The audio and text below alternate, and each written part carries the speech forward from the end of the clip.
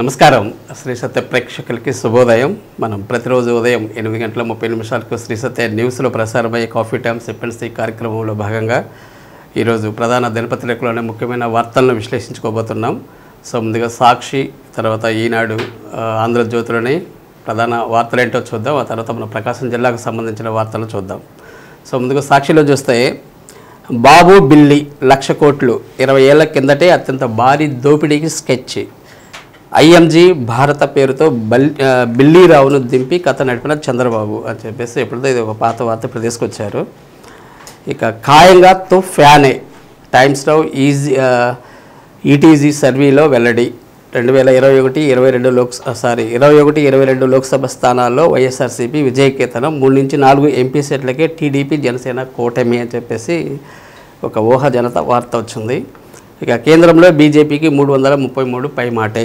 ఇక మరో ముఖ్యమైన వార్త, నిన్న అంతర్జాతీయ మహిళా దినోత్సవం సందర్భంగా ప్రధాని మోడీ గారు మహిళలకు ఒక కానుక ఇచ్చారు. సిరు కానుక ఎల్పీజీ సిలిండర్ ధర 100 రూపాయలు తగ్గింపు. దీంతో ఢిల్లీలో 14.2 కేజీల ఎల్పీజీ సిలిండర్ ధర 803 రూపాయలంట. స్థానిక పన్నులతో వ్యత్యాసాలను బట్టి రాష్ట్రాల్లో ధరల్లో స్వల్ప మార్పులు. నారీ శక్తికి లబ్ధి చేకూరుతుందన్న ప్రధాని మోడీ. ఇక రికార్డు స్థాయిలో పసుపు ధర ఈ ఏడాది కనీస మద్దతు ధర క్వింటా వచ్చేసి 6,850 రూపాయలు, ఎంఎస్సీ కంటే రెట్టింపు.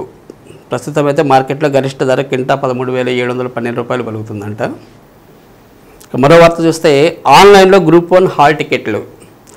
ఇక ప్రభుత్వ శాఖల్లో అత్యున్నత ఉద్యోగాల భర్తీకి చేపట్టే గ్రూప్ 1 పరీక్షల యొక్క హాల్ టికెట్లు 10వ తేదీ నుంచి ఆన్లైన్లో డౌన్లోడ్ చేసుకోవచ్చంట. ఇక ఏపీపీఎస్సీ కార్యదర్శి జె ప్రదీప్ కుమార్ నిన్న తెలియజేశారు. ఈ నెల 17వ తేదీన గ్రూప్ 1 ప్రిలిమ్స్లో భాగంగా ఉదయం 10 గంటలకు పేపర్ 1, అలానే మధ్యాహ్నం పేపర్ 2 ఈ 2 శుక్రవారం జరగనున్నాయి.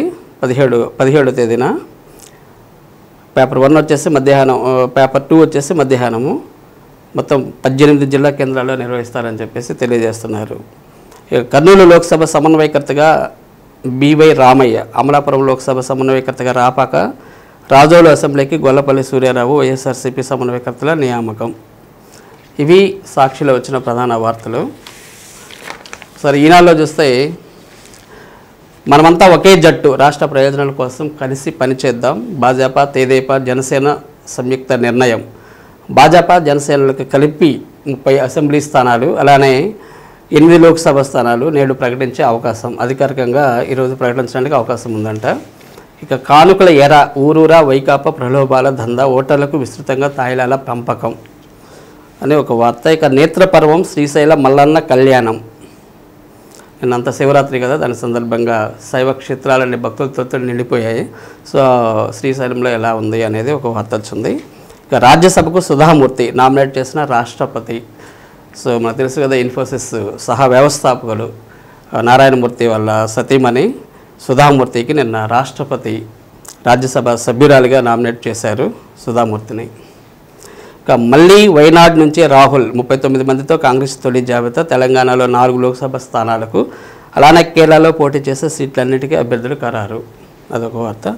ఇక కళలకు రెక్కలు, యువతల కోసం తెదేపా కొత్త పథకం. వెబ్సైట్ను ప్రారంభించిన భువనేశ్వరి. తెదేపా జనసేన కూటమి అధికారంలోకి రాకపోతే సామాన్యులకు మనుగడే ఉండదని వ్యాఖ్య. సో మహిళలకు ఒక కొత్త పథకాన్ని టీడీపీ జనసేన ఆధ్వర్యంలో కొత్త పథకాన్ని తీసుకురాబోతున్నారంట. ఇవి ఈనాడులో వచ్చిన వార్తలు. ఇక చివరిగా ఆంధ్రజ్యోతిలో చూస్తే అద్దంలో తెలంగాణ, అధ్వానంగా ఆంధ్ర, రోడ్లు ఎలా ఉన్నాయి అని చెప్పేసి కంపారిజన్ చేస్తూ ఒక వార్త వచ్చింది ఆంధ్రజ్యోతిలో. ఇక అలల వంతెన చల్లాచదురు, మరో 3 ముక్కలైన ఫ్లోటింగ్ బ్రిడ్జి. మన వైజాగ్లో బీచ్లో ఏర్పాటు చేసిన ఫ్లోటింగ్ బ్రిడ్జి మళ్ళీ 3 ముక్కలైపోయిందంట. దాని గురించి ఒక వార్త. ఇక బంగారు బాటలో ముడుపులు, ఏపీలో నాయకులు తెలంగాణలో అధికారులకు లంచాలు ఇవ్వడంలో ఓ డిస్టలరీలో కొత్త పుంత అనే ఒక వార్త. ఇక బకాయి రాళ్ళకే బదిలీలు, కొత్త పోస్టులు సృష్టించి మరీ భజన పనులకు అందలాలు అనే ఒక వార్త. ఇక అభివృద్ధి సంక్షేమంపై చర్చకు సిద్ధమా, సమయము స్థలం ఖరారు వచ్చాయి, జగన్కు లోకేష్ సవాల్ అని చెప్పేసి ఒక వార్త వచ్చింది. సో ఇవన్నీ స్టేట్లో ఉన్న ప్రధాన వార్తలు. సో నిన్న శివరాత్రి సందర్భంగా మనందరికీ తెలుసు, భక్తులందరూ కూడా శైవ క్షేత్రాలన్నీ కూడా భక్తులందరితోటి నిండిపోయినాయి. సో దానికి సంబంధించిన ప్రధాన వార్తలు ఈరోజు జిల్లాలో కూడా అన్ని పేపర్లలో ప్రధానంగా వచ్చాయి. సో మనం ముఖ్యంగా చూస్తే నీలకందర నాగాభరణ. సో భజే రుద్రాయ అంటూ శివనామ స్మరణతో జిల్లా హోరెత్తింది మొత్తం మీద. సో శైవ క్షేత్రాలన్నీ కూడా భక్త జన సంద్రమయ్యాయి. ఆది భిక్షువు దివ్య దర్శనంతో భక్తజనం పులకించిపోయింది. సో బోలా శంకర ముక్కంటి నీ చల్లని దృక్కులు మాపై ప్రసరించాలని చెప్పేసి భక్తులందరూ కూడా నిన్న శైవ క్షేత్రాల నిండా ఎక్కడ చూసినా వారే. సో ముఖ్యంగా మన ఒంగోలులోని కాశీ విశ్వేశ్వర స్వామి ఆలయంలో, అలానే భైరవకోల్లోని త్రిముఖ దుర్గాంబిక భైరవేశ్వర స్వామి ఆలయంలో, అలానే మన సంతపేట సాయిబాబా ఆలయంలో కూడా భక్తులు ఫుల్గా వచ్చినారు. సో దానికి సంబంధించిన వార్త ఒకటి వచ్చింది. ఇక మహిళలు ఆత్మవిశ్వాసంతో ఎదగాలి. నిన్న అంతర్జాతీయ మహిళా దినోత్సవం సందర్భంగా సో చాలా చోట్ల కూడా మహిళలకు సంబంధించిన ఇవి ఏర్పాటు చేశారు. మహిళలను చాలామందిని సత్కరించారు. సో ఆ సందర్భంగా నిన్న మహిళలందరూ కూడా అన్ని రంగాల్లో రాణిస్తున్నారు. మహిళా సాధికారిత మనందరి బాధ్యత అని చెప్పేసి ప్రధానంగా జిల్లా ప్రధాన న్యాయమూర్తి భారతి గారు నిన్న పేర్కొనడం జరిగింది. సో మహిళలందరూ కూడా ఆత్మవిశ్వాసము, ఆశాభ దృక్పథంతో అడుగులు వేయాలని చెప్పేసి ఆమె కోరారు. నిన్న ముఖ్యంగా కలెక్టరేట్లోని స్పందన భవనంలో మహిళలకు సంబంధించిన ఈ కార్యక్రమం జరిగింది. దీంట్లో భారతితో పాటు మన ప్రకాశం జిల్లా కలెక్టర్ గారు ఎస్ దినేష్ కుమార్ గారు, అలానే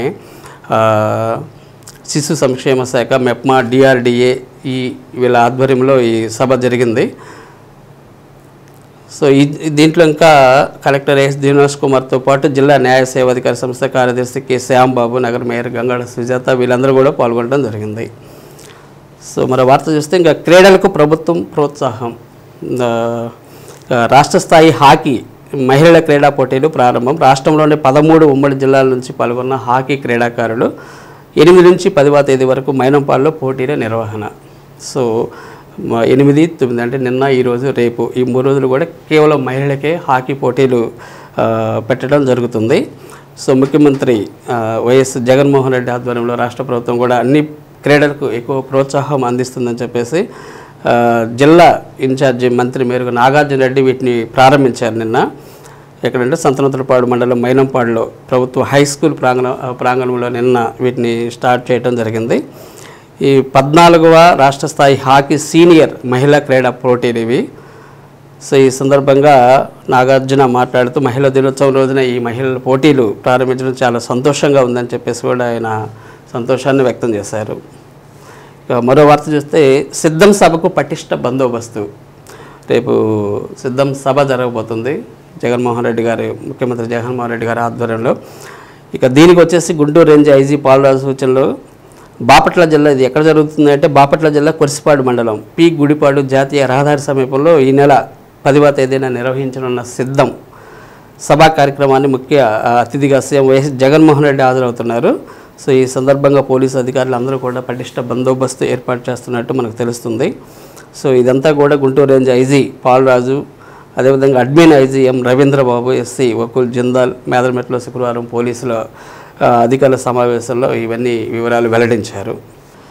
ఇకపోతే మహిళలు చట్టాలపై అవగాహన కలిగి ఉండాలని చెప్పేసి జిల్లా ప్రధాన న్యాయమూర్తి భారతి గారు మళ్ళీ తెలియజేశారు. ఇది కూడా మళ్ళీ అక్కడ మన కోర్టు ఆవరణలో ఈ సమావేశం జరిగింది. మహిళ ఆర్థికంగా ఎదిగి మహిళా చట్టాలపై అవగాహన కలిగి ఉండాలని చెప్పేసి, తద్వారా మహిళా సాధికారత సాధ్యమవుతుందని జిల్లా ప్రధాన న్యాయమూర్తి భారతి అన్నారు. అంతర్జాతీయ మహిళా దినోత్సవాన్ని పురస్కరించుకొని శుక్రవారం స్థానిక జిల్లా న్యాయ సేవాధికార సంస్థ కార్యాలయంలో న్యాయమూర్తులకు, అదేవిధంగా న్యాయశాఖ సిబ్బందికి ఆటల పోటీలు కూడా నిర్వహించారు. మహిళల సమస్యల పరిష్కారానికి ప్రత్యేక న్యాయస్థానాలు ఏర్పాటు చేయాలని, ప్రత్యేక చట్టాలు ఉన్నాయన్నారు. వాటిని కూడా సక్రమంగా ఉపయోగించుకోవాలని చెప్పేసి తెలియజేయడం జరిగింది. ఇక మరో వార్త చూస్తే వంటింటికి కాస్త ఊరట. సిలిండర్పై 100 రూపాయల తగ్గింపు. జిల్లాలో 8 లక్షల మందికి మేలు. ఈ 100 రూపాయలు తగ్గించడం వల్ల మన జిల్లాలో దాదాపుగా 8 లక్షల కుటుంబాలు గ్యాస్ సిలిండర్ని ఉపయోగించుకుంటున్నాయి. సో వీళ్ళందరూ కూడా ఎంతో కొంత ఊరట కలిగిస్తుందని చెప్పేసి తెలుస్తుంది మనకి. సో అంతర్జాతీయ మహిళా దినోత్సవాన్ని పురస్కరించుకొని 100 రూపాయలు ఛార్జీ 100 రూపాయల భారాన్ని తగ్గించినట్లు తెలుస్తుంది. మనకు ప్రస్తుతం ఒంగోలులో గ్యాస్ సిలిండర్ ధర అయితే ప్రస్తుతం మనకు 948 రూపాయలు ఉంది. ఈ శనివారం నుంచి 100 రూపాయలు తగ్గుతున్నందున అది 848 రూపాయలకు తగ్గనుంది. అదే ఈ లాస్ట్ టైం మనం గత ఏడాది మార్చి ఈ నెల సమయానికైతే ప్రస్తుతం అప్పుడు ఒంగోలులో గ్యాస్ సిలిండర్ ధర వచ్చేసి 1148 రూపాయలు ఉన్నది. అది ఇప్పుడు ప్రస్తుతానికి 848 రూపాయలకు వచ్చింది. అంటే గత ఏడాది 5 రాష్ట్రాల అసెంబ్లీ ఎన్నికలు ముందైతే సిలిండర్పై 200 తగ్గించారు. ఇప్పుడు మళ్ళీ ఎలక్షన్స్ వస్తున్నాయి కదా, అందుకని చెప్పేసి మళ్ళీ ఒక 100 రూపాయలు తగ్గించారు. మొత్తం మీద అయితే ఒక 300 రూపాయల వరకు ఊరట లభించింది. సో మనం ఇంకోటి గమనించాల్సింది ఏంటంటే, ఈ తప్పని అనధికార వసూళ్ల భారం, మనం గ్యాస్ సిలిండర్ మనం ఇంటికి డోర్ డెలివరీ చేసేటప్పుడు 5 కిలోమీటర్ల లోపు అయితే మనం ఎటువంటి ఛార్జీలు చెల్లించిన అవసరం లేదు. సో వాస్తవానికి ఫ్రీగా డెలివరీ చేయాలి, కానీ మన దగ్గర 20 రూపాయలు, 40 రూపాయలు, 60 రూపాయల వరకు కూడా ఛార్జ్ చేస్తూ ఉన్నారు. అదేమంటే మీరు ఇచ్చే డబ్బులే మాకు వాళ్ళు ఇవ్వరు అని చెప్పేసి వాళ్ళు చెప్తున్నారు. 5 కిలోమీటర్ల లోపు అయితే ఫ్రీ అంట. ఆ తర్వాత 5 కిలోమీటర్లు దాటితే 15 కిలోమీటర్ల వరకు 20 రూపాయలు ఛార్జ్ చేస్తారు. ఆ తర్వాత అంతకంటే ఎక్కువ దాటితే 30 రూపాయల నుంచి 40 రూపాయలు ఛార్జ్ చేయడానికి అవకాశం ఉంది, ఛార్జ్ చేయొచ్చు కూడా. కానీ 5 కిలోమీటర్ల లోపు అయితే కంప్లీట్గా గ్యాస్ ఏజెన్సీ ఎక్కడైతే ఉందో అక్కడ నుంచి 5 కిలోమీటర్ల లోపు కంప్లీట్గా ఫ్రీగానే డెలివరీ చేయాలి ఇంటికి. ఇక మరో వార్త చూస్తే 11న టంగుటూరులో చంద్రబాబు సభ, మనకు 10వ తేదీన సిద్ధం సభ, అదేవిధంగా 11వ తేదీన చంద్రబాబు సభ, ఇది టంగుటూరు దగ్గర జరుగుతుంది. తెదేపా జాతీయ అధ్యక్షుడు నారా చంద్రబాబు నాయుడు ప్రజాగలం పేరుతో బహిరంగ సభను ఈ నెల 11న టంగుటూరులో నిర్వహించనున్నారు. దీనిలో భాగంగా సభా ప్రాంగణానికి స్థానిక 16వ జాతీయ రహదారి జూనో బేకరీ వద్ద స్థలాన్ని ఎంపిక చేశారు. శుక్రవారం అక్కడ ఏర్పాట్లను కొండేపి ఎమ్మెల్యే డోలా బాల వీరాంజనేయ స్వామి, అదేవిధంగా తూర్పుగోదావరి జిల్లా రాజానగరం మాజీ ఎమ్మెల్యే పెందుర్తి వెంకటేష్, తెదేపా రాష్ట్ర కార్యనిర్వాహక కార్యదర్శి దామచర్ల సత్య, వీళ్ళందరూ కూడా నిన్న ఆ స్థలాన్ని పరిశీలించారు. అక్కడ ఎలాంటి ఏర్పాట్లు చేయాలి, ఎలా చేయాలి అనే దానిపైన పరిశీలన జరిగింది. సో 11న చంద్రబాబు సభ జరగనుంది. మరో వార్త చూస్తే రేపు సిద్ధం సభ కదా, 10వ తేదీన సిద్ధం సభ జరుగుతుంది. దాని సందర్భంగా 10వ తేదీన వాహనాలన్నీ కూడా దారి మళ్లింపు జరుగుతుంది. ఎందుకంటే అది కూడా బైపాస్ సమీపంలో జరుగుతుంది కాబట్టి అక్కడ సిద్ధం సభకు వచ్చేదానికి ఏర్పాట్లలో భాగంగా భారీ వాహనాలన్నీ కూడా దారి మళ్లింపు జరుగుతున్నాయి. అది ఎక్కడ ఏంటి అనేది ఒక వార్త వచ్చింది. సో మేదరమెట్ల సమీపంలో సీఎం వైఎస్ జగన్ సిద్ధం సభ నిర్వహిస్తున్న సందర్భంగా ఆదివారం ఉదయం 10 గంటల నుంచి NH-16లో వాహనాల రాకపోకపై ఆంక్షలు విధిస్తున్నట్లు ఎస్పీ వకుల్ జిందాల్ నిన్న తెలియజేయడం జరిగింది. అది ఆయన 16వ నెంబర్ జాతీయ రహదారిపై మేదరమెట్ల గ్రోత్ సెంటర్ నుంచి బొల్లపల్లి టోల్ ప్లాజా వరకు ఈ నెల 10న ఎలాంటి వాహనాలు అనుమతించేది లేదని చెప్పేసి చెప్పారు. ముఖ్యంగా అద్దంకి నుంచి నాగులుపులపాడు వెంకటాపురం మీదుగా జాతీయ రహదారిపై వాహనాలకు అనుమతి లేదంట. ఇక నెల్లూరు నుంచి ఒంగోలు మీదుగా హైదరాబాద్ వెళ్లే భారీ వాహనాలు ఒంగోలు దక్షిణ బైపాస్ నుంచి సంగమిత్ర ఆసుపత్రి, కర్నూలు రోడ్డు, చేమకుర్తి, పొదిలి, దొనకొండ అడ్డ రోడ్డు మీదుగా హైదరాబాద్కు దారి మళ్లిస్తున్నట్లు తెలియజేశారు. అదేవిధంగా హైదరాబాద్ నుంచి ఒంగోలు వైపు వచ్చే వాహనాలు మాత్రం సంతమాగులూరు అడ్డ రోడ్డు నుంచి వినుకొండ, మార్కాపురం, పొదిలి, చేమకుర్తి మీదుగా దారి మళ్లించాలంట.